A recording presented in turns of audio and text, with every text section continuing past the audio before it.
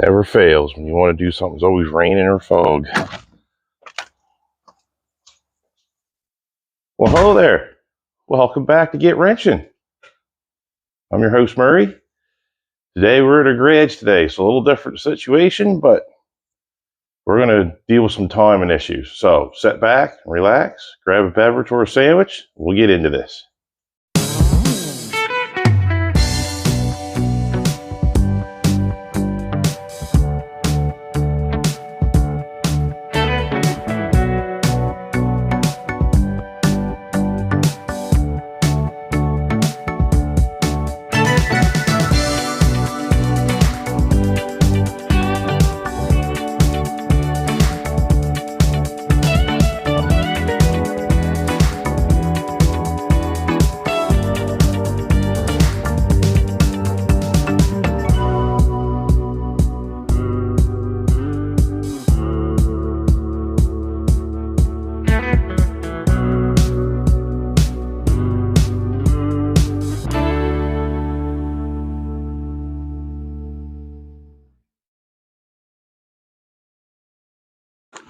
So YouTube, the problems that we're having today with the timing is me and my timing light that I have.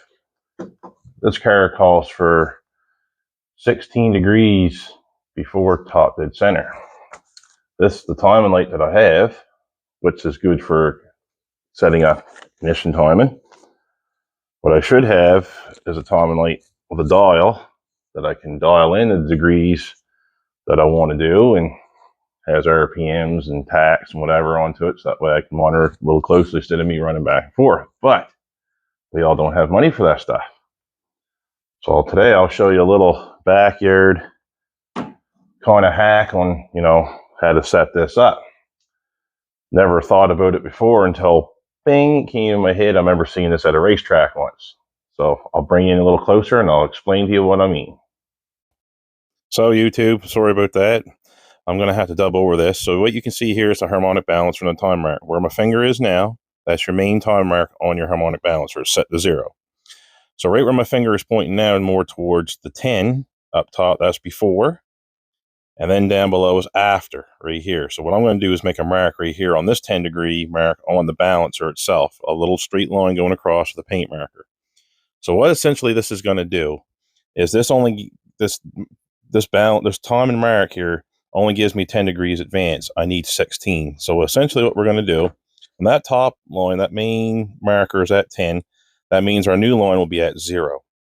Then once that's at 0, we're going to move the distributor a little bit more. We're going to go up 5 to 6 degrees on those little timing marks with the new timing mark to get us to our 16 degrees advance we need on our initial timing.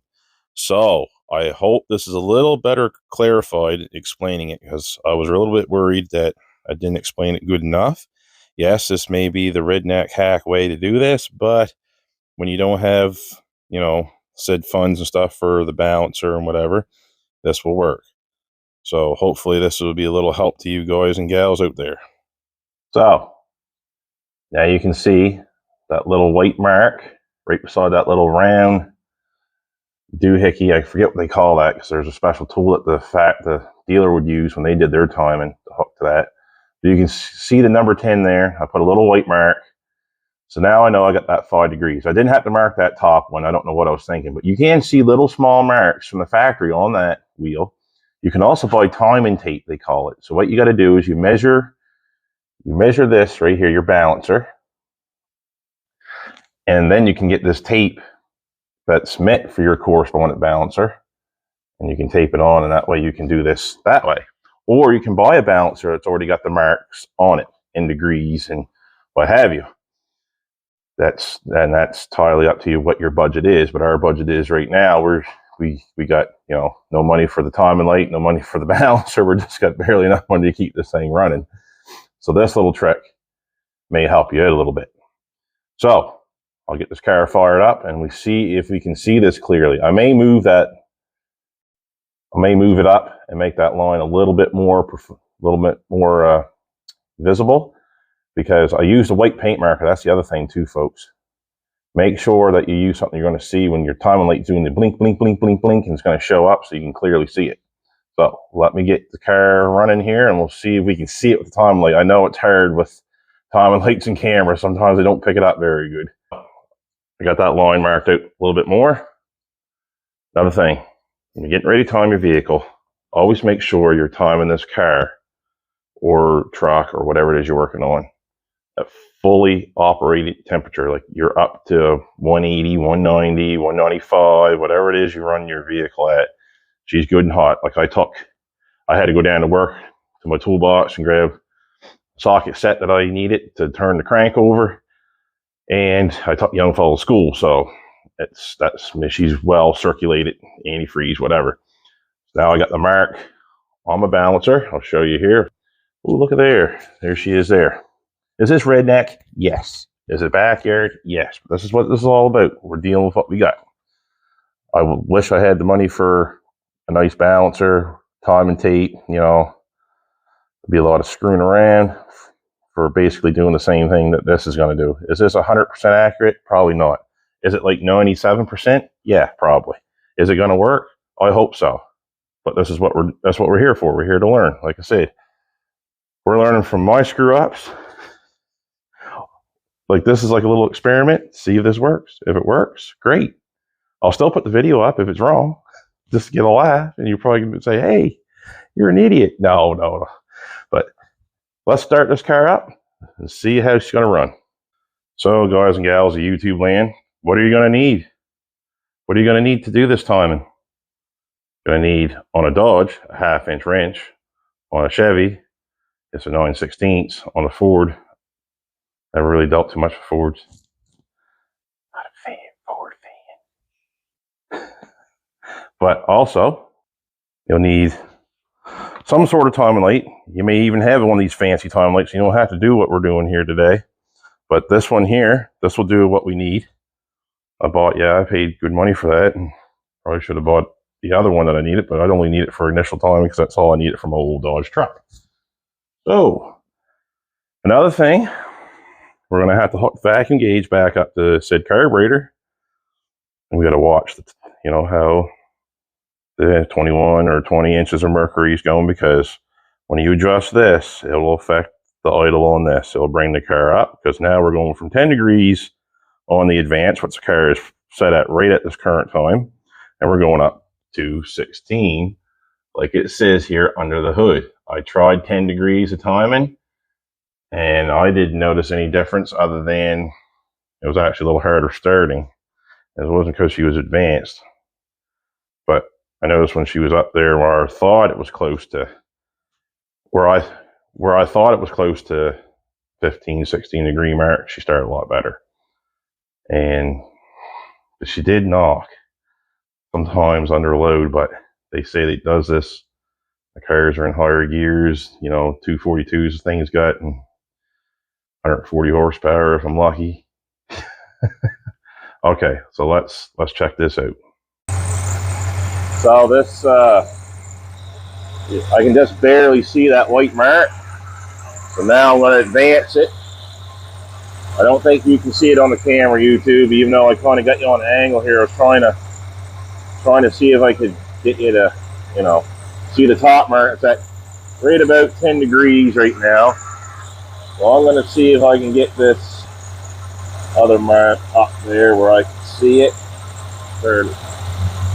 Oh, she's idling down. There we go. Now I can see that other mark. She's idling up.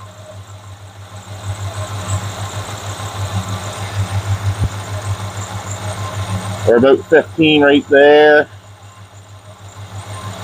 That's roughly, oh, wait a minute here.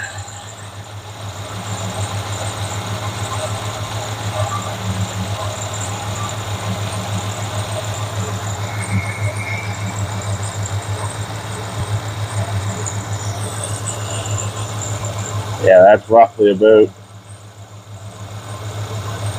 15, 16 degrees. Now I'll just shut her off. We'll see how she's going to start.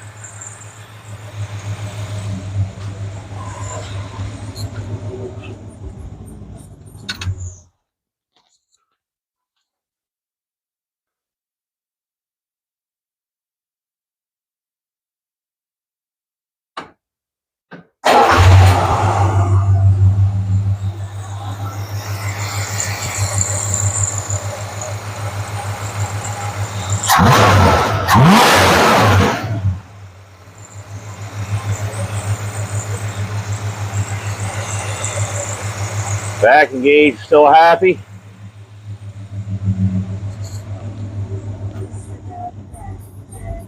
Throttling just a little over 750, probably about 800. I can adjust that with the little screw there. I'll double check this again with the time and light. If you can see that flash on the balancer, you'll see like a white line. That is the line. That's that timing mark like we just done. Like that timing mark that we just made, that's our new one. You can see that just a little over that, just a little closer to the 10 than it is to the 0. And that's because we just want to get it over that 5-degree mark on that. So now in theory, hopefully that should be 16 degrees. So I'm going to fool around a little bit more with this. We'll take it for a test drive. I'll bring you along for the rip. And we'll see how it works. Now, I'm not going to give it to her. It's a damp day out. That's why we're in my aunt and uncle's garage here today. They let me use it from time to time. I don't use it a lot, but I appreciate it. Helps me today. I want to, past 3 days here, if anyone ever known, it's monsoon season, I call it, here in October, November. We don't get no rain all summer long. Now we finally get rain all in October. So my tent, it's kind of hard to get the car down over my hill, which I've explained in one of my videos where I had to pull up the Jeep. I since then had to pull up the Jeep again. So now she sat outside in the rain for the past couple days. Oh well. Let's get this distributor button up and we'll go for a rip. So, all right, YouTube. Seems like she's running pretty good here in reverse so far. So far, so good. We're just going to go up the street. It's damp, rainy, miserable.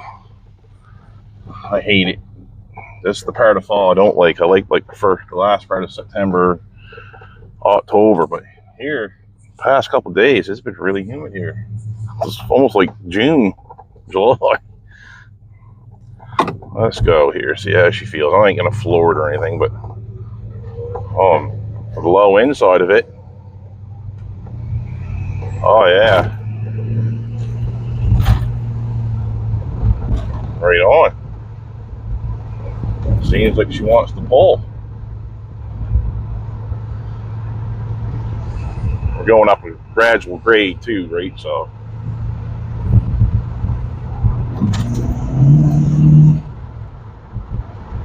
little moan.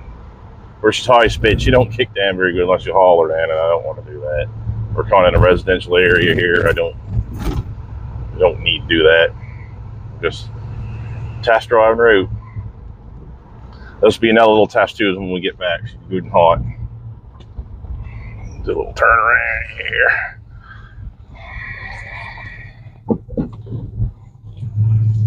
Don't hear no spark rattles. It's kind of why I did that coming up the hill there, just to give her a little shove down just to see if she'll spark rattle, because before, me and my buddy Brandon, when we went on the first initial test drive on this, she had like a little spark rattle, so I figured she might have been too far advanced. So we'll try it on this for the next couple days, and I will give you an update through one of my other videos maybe. Stay tuned for that. There's more content to come, I'm hoping. Money's a little shy right now, but whatever. We'll figure stuff out. That's what we do. That's what this channel's about. We're going to deal with what we got. And if we have to buy something, we'll make sure it's, reasonably cheap and going to work. Because if it's cheap and it doesn't work, it's not worth it. The other thing to do too, give her a little strain. Hold your foot on the brake and the gas same time and start getting her. Because I start getting her RPM up. Start getting like a little strain on, like you're going to brake burn, but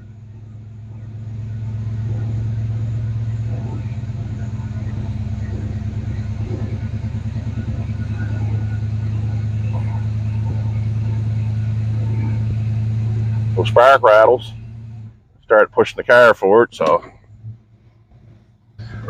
e-brake on, neutral. That's another thing. Do all your settings. E-brake on, wheels chalked, and neutral on a Mopar. Very important. So, here we are.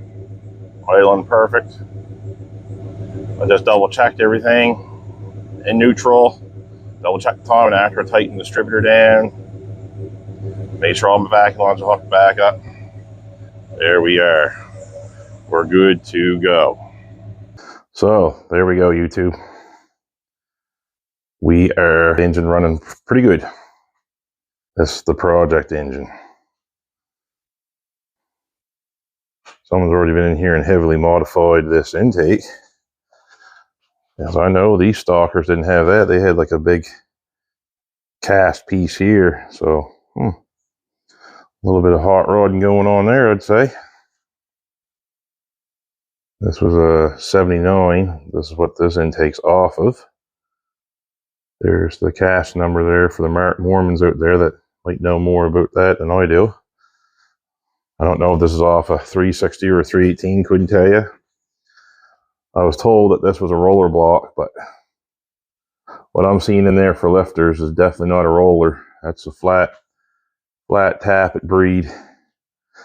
So yes, this is out of a 85 vehicle. Can't tell you truck, car, or what. I know there's this cast number on the side. I haven't hauled my small block book out just to see. Here, make sure, because I need this number for my future reference too.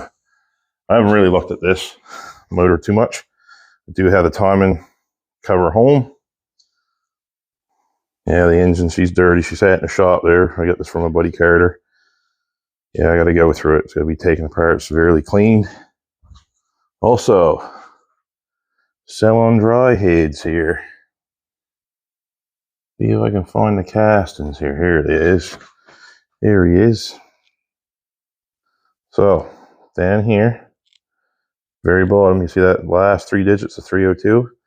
That's what these are. These are the 302 castings. These are some of the better flown cylinder heads that Dodge produced from the factory. You found a lot of these from like 85 up. Fuel injected engines usually have this, like my old Dodge. That's what she has. She has these style cylinder heads. Yeah, mind you, these aren't going to outflow a W2 or a Magnum, but junkyard, cheap, budget, do a little work with them. If I take these off and put them on that engine, I should bring my engine up, you know, half a compression ratio, which probably wouldn't notice too much, but you know. Also YouTube, yes, the last video I uploaded, something happened between editing and uploading it to YouTube. So my ending got cut. It seems like it's ended. So there's like 20 seconds of like a black screen that says this page was removed or whatever. If you wait, or fast forward, it'll take you to my ending. It'll explain what's going on with this car. If some of you don't want to go back, I'll tell you now, just read briefly. When I took that carburetor off and cleaned it, it had some sediment, water. So what happened is this thing sat for 3 years in the tent, condensation, like hot, cold, like in the wintertime. We get 30-degree temperature swings inside that tent. I'm not saying that's what we have outside, but inside the tent where she's brand and the sun's shining and no wind, that will get up to 20 degrees. Nighttime comes, it can fall to -10, -15. There you are. Like, and you warm it back up again the next day, cold again. So yeah, that's what's going on now. So I'm probably gonna have to drop the gas tank and do some cleaning and have to take the carburetor apart again and do some more cleaning on that. Also, if you like what you saw here today and found it helpful, or you know, just a little cheap tip. I know it wasn't a very long video, but little things like that we can do for free, save us a little bit of money. I don't have to go out and buy a timing light right now. So far, it seems like it's working good. And like I say, I'll keep you updated throughout the week if it seems like it's not running right. But right now, it seems like it's working pretty good. So that's it for me today.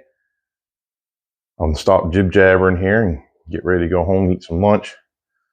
So wherever you may work on vehicles, don't matter if it's a driveway, tent, bridge, just remember to stay safe and get wrenching. We'll see you next time.